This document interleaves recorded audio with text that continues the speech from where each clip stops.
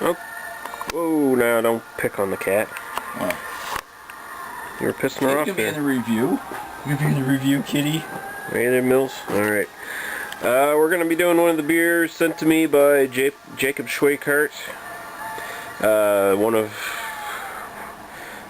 of the Alley Cat brews. This is actually I did some research on these big bottles he sent me, and this is actually fairly special and unique. So I'm even more appreciative. Apparently, Alley Cat has this big bottle series that they've been releasing, and each beer that they release, it's just a limited seasonal 3,000 bottles. That's all they release. So we got one of the 3,000. That's pretty cool. You're gonna drink it? Yeah, gonna have to. And this is Loaded Goat Maibock. If you're not familiar from what a Maibock is, and Scott says he's not, so I'm going to explain it to him now. German, obviously. Yeah. It's a lager that's brewed in summer, and they let it age till about May of the next year. Stale beer? No, it's not stale beer. And it's maltier and darker generally than the regular lagers. Okay. Lager color or well, it's a darker. Well, some of them are nowadays. Traditionally, they're quite a bit darker. They're more. You think that's bullcrap? Yes. She doesn't think anything. She's just happy to be laying down. Yeah. See what it says here on the bottle. German Pils and Munich malts combined with Northern Brewer and Tradition hops create this malty toast of spring. And so, like Maibock, that's May basically. So May lager. The alcohol generally in this style runs from about 5, I think it's 5.5 to 7.5 or so, and this is 7.3%. So isn't it like an Oktoberfest beer they let age more or two or something? Yep. Well, Oktoberfest and Marzens or whatever. It seems like the beers I get those other Holstein ones. There's one's a Maibock and one's a... Yeah, there's a Festbock or something there, yeah. Or Fax. Fax and Holstein both have a Festbock. I think. They had 3 beers there. They had the normal. You're trying to claw me, cat. Yeah, but less we say about Holstein, the better, I'd say. Boy.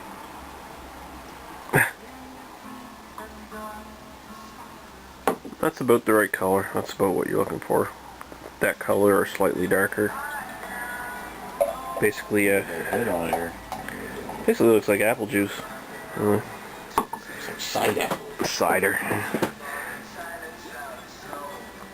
Swirl around and get your head there going. Yeah, a little bit. Sort of off-white. Not too much carbonation going up there. No, they're. A little bit. It's not the like straight up shooting carbonation. It's just sort of that. Comparative to what other kind of beer. It's like a pale ale's not that dark. Well, yeah, British pale ale, something like that. Sort of looks like that. Anchor Steam or something. Yeah, I'd say that's fairly on par with that. Buggers. Yeah. I bought one the other day. They got it on a reduce thing. I hope maybe maybe they're getting in a different format, or maybe they'll get like Anchor Porter or something. That'd be cool. I want their table beer. Big jugs of like 1.5% or something. Oh really? Did they have that? They brew one, I think. Oh yeah. Sell it in like big huge bottles. It's like low alcohol or something. Oh jeez.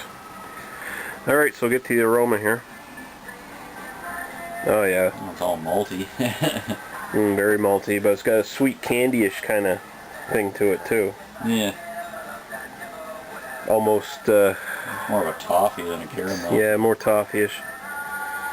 Almost minty, the hops, the sweetness there, and there's hops to mix them with the.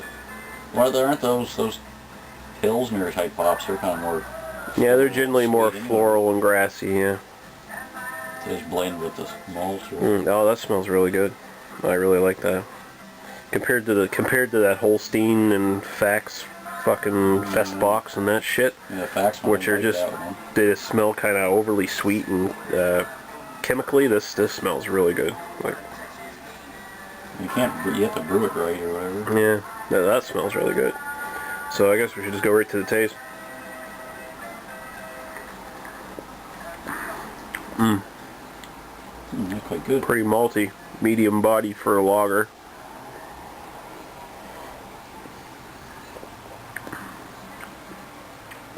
Nice drying hops at the end there. Yeah, nice smooth, and it goes a little dry, and a little bit of hop bitterness right at the end there. Yeah. Like.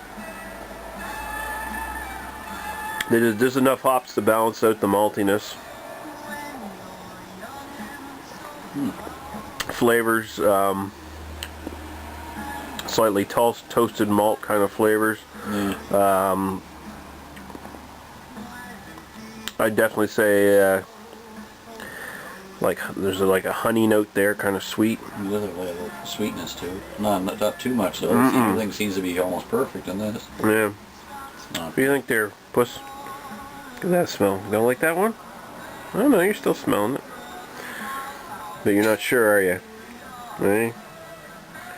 You big fat kitty. I quite like that. You know, I think some of that dryness at the end, you can attribute that to the alcohol. Like the alcohol itself doesn't come out. What percent? 7.3. No. Yeah. But it drinks pretty damn smooth for 7.3, and as a lager at that. It's just, you can just tell it's a well-crafted beer because the alcohol blends with the hops and the dryness at the end. That it, you know, just you don't notice it, and the sweetness from the alcohol blends with the malt sweetness. Really easy drinking, even though it's kind of medium bodied for a lager. It's still pretty easy drinking and refreshing. It's definitely it feels like a heavier beer though. Yeah, it's definitely something I'd want to drink with sausages or something like that. Like, you know, perfectly. The Germans, they like making their beer pair well with their food. They're highly fatty foods, and bread and sausage is all they eat, isn't it? Yeah, pretty much. And little children. Yeah, well, not since the Second World War. No, that's a really good.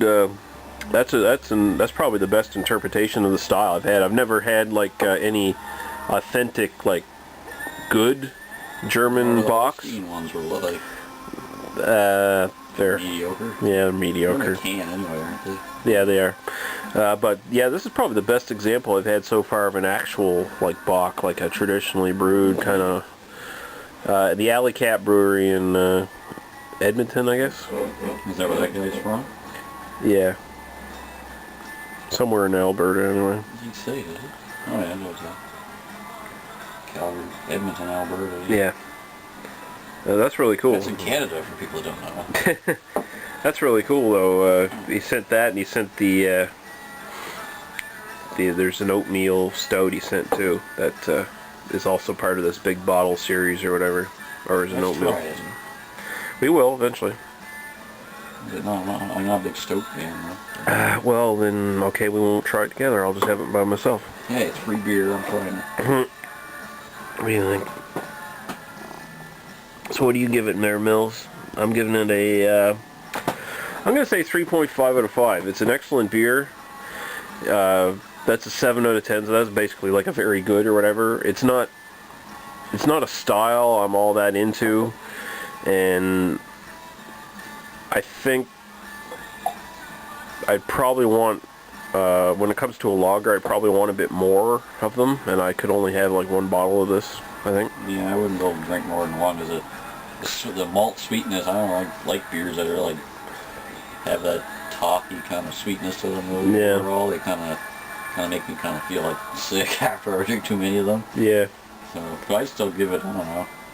Yeah, I'll give it a 3.5 for the. As far as the style goes, I think I had the Fax one that sucked. Yeah. And I think that isn't that Yankee Jim? Isn't that a They say it's or an ice block or something? It's sort of a lager kind of a thing. Isn't it? Yeah, It wasn't bad, but it wasn't very. I don't know. the one they. Kind of sucks. Yeah, that Yankee Jim is just an ice beer or whatever, where they chop off some of the water. The other one's pretty good. What's the other one? Then? Oh, the Headstrong Pale Ale. Yeah. They're made by the same peoples. Yeah. This one's good though. Yeah, this is really good. Actually, I'm gonna bump it up to a 4. I feel like I've been a bit too rough on it. I'll knock off a full point because it's not my favorite style. I want more. I'd want to. Biased. I'd want to drink more of them. Like for a lager, I expect to be able to drink more. And for this one, I don't think I'd be able to drink more than one bottle. No, not more than one of those. I think that at the end is the alcohol. Yeah. A little bit of alcohol. That's what I'm thinking. No, I'm not a big fan of that. Alright, so I'm saying 4 out of 5. Yeah. Hell, I'll give it a 4. But it's not fair to give it a lower mark just because you don't like the style. Yeah. Yeah. There's nothing wrong with this beer. It's just it's not. You know, I hate to keep saying not knocking my socks off or whatever bullshit, but it's just what it is. It's not knocking my socks off. We're not droning on and on like Chad does. I have to cut that part out. Monotone. Alright, 4 out of 5 for both of us. We're gonna take off now. See you guys later.